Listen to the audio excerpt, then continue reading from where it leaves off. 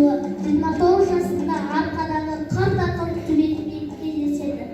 Бақтыбай сәлем беріп Түбетке үйіне кіріп келеді де былай дейді: кедейді жеңге кезде толқын жұқа, киімге өш болады шеңгел бұнда.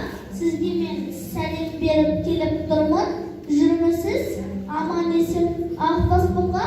Бұл сөзім сізге қисын ерге тура, салған мен алтын қайық батпас суға. Хал бітіп қартайыпсыз жас жетіп, жүрмісіз сау-саламат Ақбас бура. Тұмауlanma 84 жасқа келген сыққан Түбет. Балам, түсін бөтен екен, танымадым ғой, қай баласың дейді. Бақтыбай таныстырып, олай деген екен: жалайыр, мен Бақтыбай балам.